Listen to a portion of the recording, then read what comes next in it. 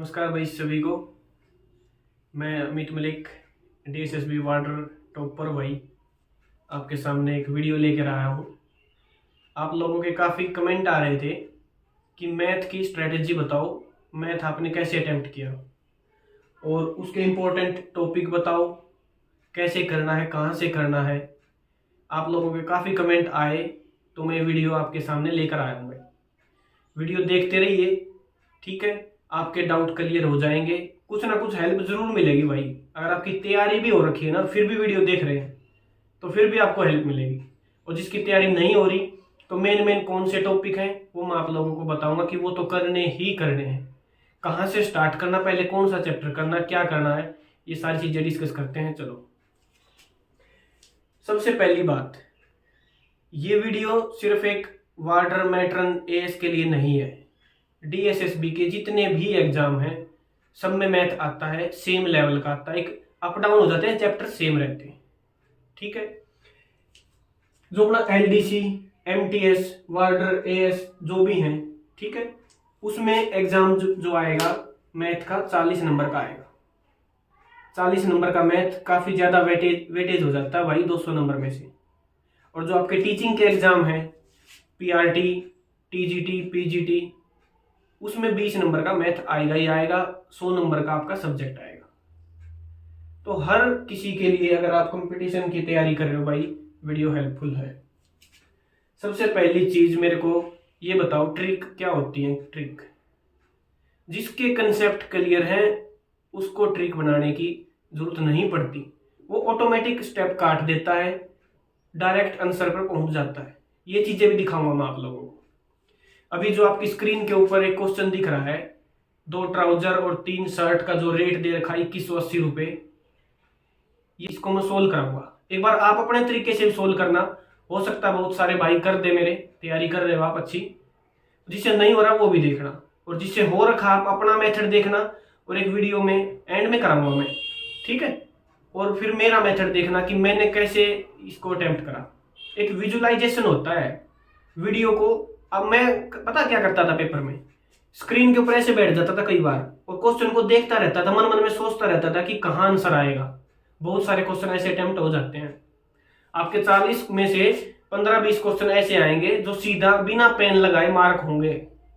आप खुद पेपर देख करके देखना और मेथड को एनालाइज करना उसको। अब हम शुरू करते हैं। सबसे पहले कौन सा चैप्टर करना चाहिए भाई? परसेंटेज करना चाहिए। क्यों? इसका जवाब है, परसेंटेज है आपकी रीढ़ की हड्डी। रीढ़ की हड्डी मजबूत नहीं होगी, आप आगे नहीं चल पाओगे, ठीक है। परसेंटेज अगर आपने आ गया तो आपने डीआई आ गया। डीआई के आपके क्वेश्चन आएंगे 4 से 5 पक्का। और जो जिसका 20 नंबर का एग्जाम है उसमें आएंगे आपके 2-3 क्वेश्चन। अगर आपके परसेंटेज है, परसेंटेज के उसमें आपका यूज होगा। कोई भी आपको डीआई दे दिया, डाटा दे दिया, पूछ लेंगे इसकी परसेंटेज इससे कितनी ज्यादा है, कितनी कम है। हर जगह यूज होगा भाई। मेरे को ऐसा चैप्टर बता दो जहां परसेंटेज यूज नहीं होता। मैं टाइम एंड वर्क में ही परसेंटेज लगा के कर सकता हूं। टाइम एंड वर्क में भी कहीं पे भी लगा दो परसेंटेज। आपका अगर कंसेप्ट क्लियर है ना परसेंटेज का, आप आगे चले जाओगे। दूसरी चीज भाई, रेशो। रेशो थारी नजर में यो एक चैप्टर है, मेरी नजर में यो एक टॉपिक है। रेशो टॉपिक, बस इसको ये समझना है इसको कि रेशो लगाना कैसे है, ठीक है। हर चैप्टर में यूज हो जाएगा रेशो। रेशो अगर आपका हो गया और परसेंटेज अगर आपका हो गया तो दोनों मिला के आपका हो जाएगा डीआई। रेशो कहाँ यूज नहीं होता भाई? प्रॉफिट लॉस में रेशो यूज होता है, मिक्सचर एलिगेशन में रेशो यूज होता है, ठीक है। कौन सा चैप्टर है ऐसा? मेंसुरेशन में भी रेशो यूज होता भाई। लेंथ एंड ब्रेथ का रेशो इतना है, इतने परसेंटेज लेंथ इंक्रीज कर दी, ब्रेथ कितने परसेंट में डिक्रीज करो। हर जगह रेशो यूज होता है। तो रेशो आपकी नजर में एक चैप्टर है, मेरी नजर में एक टॉपिक है जिसको डीप में पढ़ना जरूरी है। कहीं पे भी लगा देना आप। जब आप एक क्वेश्चन को 4 से 5 मेथड से करने लग जाओगे ना, जब आप एक्सपर्ट हो जाओगे, फिर मेरी तरह बैठ के सीधे मार्क करने भी सीख जाओगे। अगला टॉपिक, और रेशो में एक चीज और बता रहा हूं मैं। रेशो जब आप करोगे अच्छे से स्टडी करना, उसके बाद एक टॉपिक आता है इसमें proportional, third proportional, fourth proportional, वो जरूर करना है। ये आपका DSSB एग्जाम में आता है, उसको अच्छे से कर लेना आपको। रेशो और परसेंटेज आपस में रिलेटेड है भाई, कॉम्प्लीमेंट नहीं है दोनों। अगला टॉपिक एलिगेशन। आपको यही नहीं पता लगेगा एलिगेशन लगाना कहाँ है। 20 में से अगर आपके 40 नंबर का आएगा, 40 में से आपके 3-4 क्वेश्चन ऐसे होंगे जहां एलिगेशन फिट हो जाएगा, आपको पता ही नहीं लगेगा एलिगेशन लग रहा है। इसको फिट करना आना चाहिए भाई। बहुत जगह ये SICI में भी एलिगेशन लगा सकता हूं मैं। SICI में पहले साल इतने % रेट से ब्याज था, दूसरे साल इस % रेट से ब्याज था, ओवरऑल मेरा ब्याज हो गया इतना % रेट। एलिगेशन लगा दो, कहीं पे भी कुछ भी लगा दो। मैं कह रहा ना 3-4 मेथड जरूर आने चाहिए आपको हर एक क्वेश्चन के, जब जाके आपका मैथ तैयार होगा। आपका अगला टॉपिक आपको कौन सा करना चाहिए? अभी मैंने बताया बेस, ये हो जाएगा आपका बेस तैयार अर्थमेटिक का। अर्थमेटिक क्या आता है आपके पेपर में? अर्थमेटिक और नंबर सिस्टम, ज्यादा डीप में एडवांस मैथ नहीं आता। जब आपका ये चीज तैयार हो जाएगा, ये 3 टॉपिक, जब आप चलना सीख जाओगे कि चला कैसे जाता है, और उसके बाद आपको दौड़ना है, तो दौड़ने के लिए आपको क्या करना पड़ेगा? सिंप्लीफिकेशन। ऐसा क्वेश्चन दे देगी DSSB सिंप्लीफिकेशन का, तोते उठ जाएंगे वहां। सिर्फ बोर्ड मास का, बोर्ड मास बहुत अच्छे से डीप में करना, बढ़िया बढ़िया क्वेश्चन की प्रैक्टिस करो, उसको शॉर्ट में करने की प्रैक्टिस करो। सिंप्लीफिकेशन पक्का आएगा भाई, कोई भी एग्जाम हो दिल्ली बोर्ड का, सिंप्लीफिकेशन आएगा ही आएगा। और 40 में से मैं कह रहा हूं 3-4 क्वेश्चन भी मिल सकते हैं सिंप्लीफिकेशन के। जो आप छोड़े बैठे हो ना इस चैप्टर, वो इसकी गिनती लेते हो कहीं पे? कहीं नहीं आती इसकी गिनती। लेकिन इसके ऐसे ऐसे क्वेश्चन आएंगे जो 5 मिनट लगा देंगे आपकी पेपर में। आप बैठे बैठे ये कहोगे यार क्वेश्चन तो आ रहा है, आंसर तो आ सकता है, लेकिन होगा नहीं भाई। अच्छे से करना सिंप्लीफिकेशन। सिंप्लीफिकेशन अच्छा होगा तो सीधा का सीधा इफेक्ट पड़ेगा इसका नंबर एंड सिस्टम पे। ये भी डायरेक्टली प्रोपोर्शनल है भाई। सिंप्लीफिकेशन की कैलकुलेशन अच्छी है, नंबर सिस्टम अच्छा हो जाएगा। नंबर सिस्टम और ये दोनों मिलके 5+ क्वेश्चन हो जाएंगे आपके। 5 नंबर सिस्टम और सिंप्लीफिकेशन दोनों मिलके। सिंप्लीफिकेशन और नंबर सिस्टम के बाद नंबर आता है भाई छोटा सा चैप्टर HCF एंड LCM। सबको आता है ये चैप्टर, लेकिन कम टाइम में कैसे करना है, सिर्फ 2-3 बातें हैं इसमें, ज्यादा नहीं है। 2-3 फॉर्मूला है, 2-3 ट्रिक है, उन्हीं पे बेस पे क्वेश्चन आएगा। सिंपल सा भी आ सकता है और थोड़ा सा कॉम्प्लिकेटेड भी बना सकते हैं इसको, लेकिन क्वेश्चन आएगा आपका पक्का। 1 नंबर यहां से इकट्ठा कर लो, एक एक नंबर जोड़ना पड़ेगा। ये हो गया है आप लोगों का बेस तैयार भाई। इधर वाला यहां से क्या किया था आपने? चलना शुरू कर दिया था, अब आपने दौड़ना शुरू कर दिया है। सिर्फ दौड़ने से काम चलेगा नहीं, स्प्रिंट भी मारना पड़ेगा, शूट तो मारना पड़ेगा। बढ़िया नंबर भी तो जब आएंगे ना, फिजिकल तभी तो पास होगा। अब आराम आराम से चलते रहो जब नहीं होगा, आराम आराम से दौड़ते रहो जब फिजिकल नहीं होता क्लियर। तो स्प्रिंट भी तो लगाना पड़ेगा, बच्चे भी तो काटने हैं, रैंक भी तो लाना है 6 मिनट में, तभी तो क्लियर होगी। उसके लिए आपको ये चीजें और करनी पड़ेंगी भाई। ये चीज, ये हर्डल रेस और करनी है आपको पार। देखो भाई, इनमें से मेन जो चीज है वो है मेंसुरेशन। मेंसुरेशन में आपको 2D और 3D दोनों करने हैं। ज्यादा डीप में नहीं घुसना है, कहीं फिगर को रोटेशन पे ले आओ, एक फिगर से दूसरे फिगर की तरफ जो क्वेश्चन आते हैं भी एक फिगर से दूसरा फिगर बना दिया, वो नहीं करने। फॉर्मूला बेस करना है, एरिया, वॉल्यूम, ये चीजें फॉर्मूले अच्छे से याद कर लो।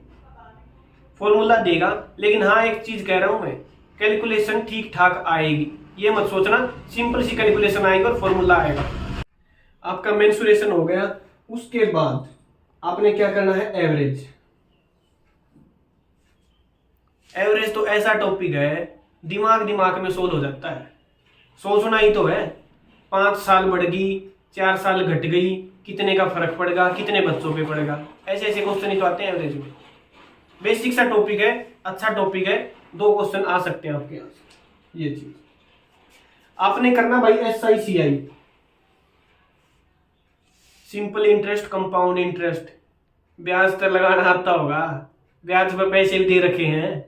एक भाई तो वीडियो में कह रहा था एक दिन मेरे के, कितने में जुगाड़ हो जाएगा भाई, ब्याज का हिसाब लगा लिए, इतने में जुगाड़ हो जाएगा। CISI आपका आएगा भाई, और CI पे क्वेश्चन जरूर आएगा। SI पे आए ना आए, CI पे आएगा। CI अच्छे से कर लेना, रेट का ही आएगा, रेट इतने का डिफरेंस है, ऐसे इस पे मेन क्वेश्चन बढ़ता है। उसके बाद आपका क्वेश्चन चैप्टर आता है वर्क एंड टाइम। काम करोगे और समय पे करोगे तभी नौकरी मिलेगी भाई। वर्क एंड टाइम का रिलेशन ऐसा होना चाहिए, एफिशिएंसी। आप पूरा दिन गधे की तरह पढ़े जाओ और एफिशिएंसी आउटपुट आपका आए नहीं तो पैसे कौन देगा, यही तो हिसाब लगाना चैप्टर में। उसके बाद प्रॉफिट एंड लॉस। इतनी वीडियो समझ लिया आपने, इसका क्या प्रॉफिट होगा क्या लॉस होगा ये आपका डिपेंड करेगा आपकी मेहनत पे। इसमें से क्वेश्चन आएगा भाई, और थोड़ा सा ठीक लेवल का जब बनाएगा वो डिस्काउंट को ऐड कर देगा। एक ही क्वेश्चन में प्रॉफिट लॉस डिस्काउंट तीनों चीज घुसा देगा, एक क्वेश्चन ऐसा बना देगा। वो चीज आपको करनी है।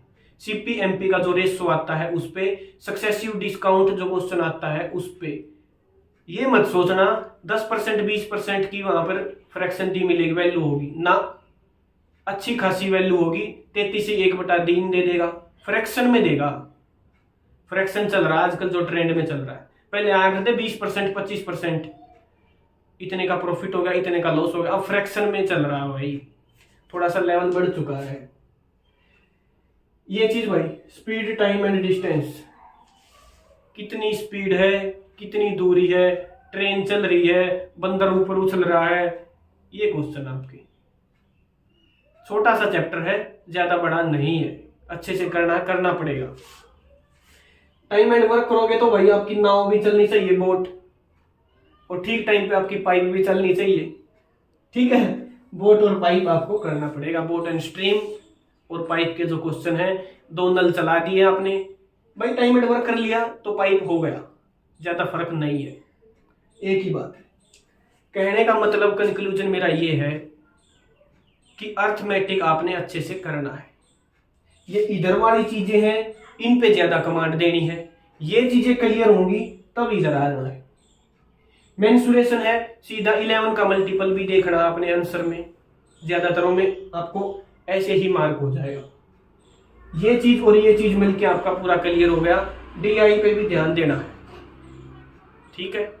आप अच्छे से तैयारी करो भाई, मैं आपके साथ हूँ। जब वीडियो शुरू की आपकी स्क्रीन पे क्वेश्चन डाला था मैंने, 2 ट्राउजर और 3 शर्ट का जो रेट था 2180 रुपये था, ये क्वेश्चन था। अब मैं बता रहा हूँ ये चीज, कंसेप्ट और ट्रिक। आपके कंसेप्ट क्लियर है ना, ट्रिक ऐसे बनती है। अब मैं क्वेश्चन सोल्व करके दिखा रहा हूँ, आपने सबने सोल्व किया होगा। अब मेरा मेथड देख, वो कह रहा है कि 2 ट्राउजर टी से ट्राउजर, ठीक है, और 3 शर्ट, 3 एस से शर्ट, इनका रेट है मेरा 2180 रुपये। कब है ये? जब मेरा डिस्काउंट कितना हो, 20% और 25%। अब ये रेट, ये डाटा सेम है यहाँ, रेट हो गया मेरा 2160 रुपये। अब डिस्काउंट कितना मेरा, 25% और 20%। ये आपका क्वेश्चन था। वो कह रहा है कि अगर ये डिस्काउंट मेरा ये वाला 25 और 25 हो जाए, दोनों शर्ट पे भी और ट्राउजर पे भी 25% का डिस्काउंट हो जाए, तो what will be the cost, क्या उसका कॉस्ट होगा। एक सीधी सी बात है सोचने की, कुछ नहीं करना इस क्वेश्चन में। यह रेट है, यह डिस्काउंट है 20%, मैंने करना है 25, ठीक है भाई। हम दुकान पे गए, अगर मैं ज्यादा डिस्काउंट लेना चाहूंगा, मैं चाहता हूं कि मेरा जो आर्टिकल है वो ज्यादा डिस्काउंट में आए। अगर मैं ज्यादा डिस्काउंट में लाऊंगा तो मैं कम रुपए में लाऊंगा, सीधी सी बात है भाई। कोई भी आर्टिकल पे मैं 20% का डिस्काउंट ले रहा था, मैं दुकानदार को बोल रहा हूँ 20 नहीं, मेरे को 25% का डिस्काउंट दे दो आप, तो मैं तो सस्ते में लाया ना उस चीज को। इसका मतलब मैं 2180 से कम में लाया ना, इसका मतलब है डिक्रीज, कम। यानी कि मेरा जो आंसर होगा वो 2180 से कम होगा। कम क्यों हुआ मैंने बता दिया, मैं तो ज्यादा डिस्काउंट चाहता हूं। 25 तो था ही, 25 है ही, 20 का भी मैंने 25 बनाना है। दूसरी चीज, वो रेट था मेरा 2160, जब मेरा डिस्काउंट था 25 और 20। इस केस में भी मैंने 25 बनाना है। 25 का तो 25 बना हुआ है, ये डिस्काउंट था 20%। मैं दुकानदार को कह रहा हूं भाई मेरा ना शर्ट पे भी 20% का डिस्काउंट की जगह 25 का दे दो। मैं ज्यादा छूट मांग रहा हूं, ज्यादा डिस्काउंट मांग रहा हूं, तो मैं उस चीज को सस्ती लेके आऊंगा, कम रुपए में लेके आऊंगा। तो मेरा आंसर जो आएगा 2160 से कम होगा। ये आपकी स्क्रीन के ऊपर भाई मैंने ऑप्शन लिख दिए हैं, ये मेरे ऑप्शन थे। ये चीज आप समझ गए कि मेरा आंसर 2180 से भी कम आएगा, 2160 से भी कम आएगा। पहला ऑप्शन ज्यादा है, कट गया। ये ऑप्शन मेरा कम है, ये आंसर मेरा हो सकता है। ये ऑप्शन 2180 से ज्यादा है, ये भी कट गया। मेरे को कम चाहिए, 2160 से भी कम चाहिए और 2180 से भी कम चाहिए। अब चीज समझना, मेरे को नहीं पता वो कितने रुपए की चीज थी ना, आप लोगों को पता कितने रुपए की चीज थी। जो शर्ट और ट्राउजर था उनका रेट हमें नहीं पता कितने का था, लेकिन मुझे ये पता है वो जो भी रेट था, यहां पे मान लिया जो भी कॉस्ट प्राइस था, मैं उस पे 25% की छूट ले रहा हूं दोनों आर्टिकल पे। इसका मतलब जो मेरा रेट था मैं उसका 25% की छूट ले रहा हूं, तो 75% में ला रहा हूं मैं उसके। यानी कि जितना भी रेट था मैं उसका 75% में खरीद के ले आया। ये बात समझ गए? अब समझो, यहां पे कुछ भी आ जाए भाई, यहां पर समथिंग कुछ भी आया, XYZ एनीथिंग एल्स, कोई भी डाटा आया, मैंने उसकी गुणा 75 से की। बात समझ गए?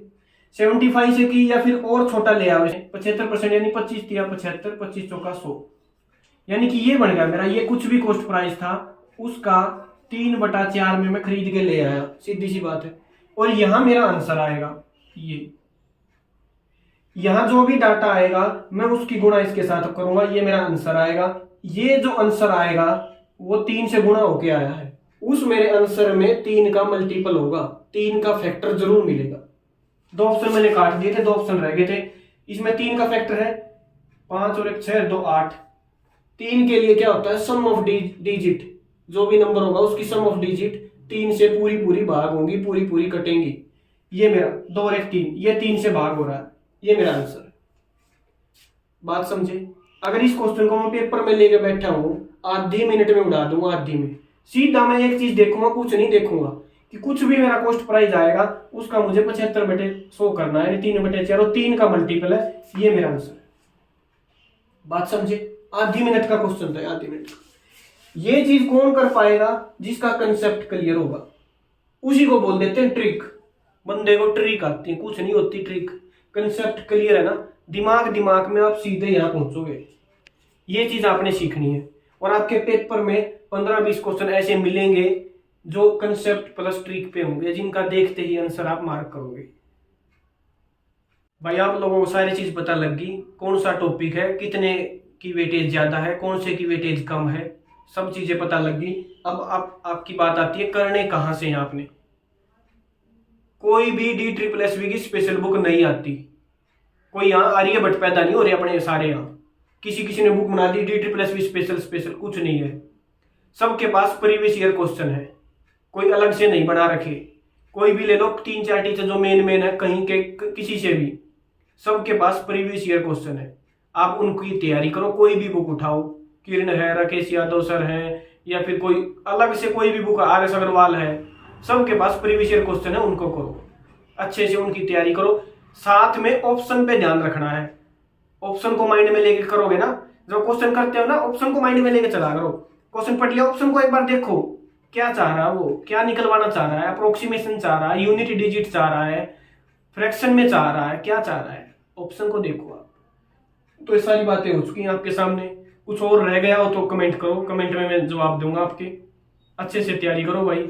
वीडियो ज़्यादा लंबी हो गई है, किसी दिन फिर दूसरे टॉपिक पे लेके आऊँगा। जब तक आप हमारे साथ बने रहो, तैयारी करते रहो। कभी भी कुछ भी हो सकता है DSSB में, कभी भी एग्जाम की डेट आ सकती है, कभी भी फिजिकल की डेट, कुछ भी हो सकता है। अपनी तैयारी जारी रखो, ठीक है? ओके भाई, राम राम।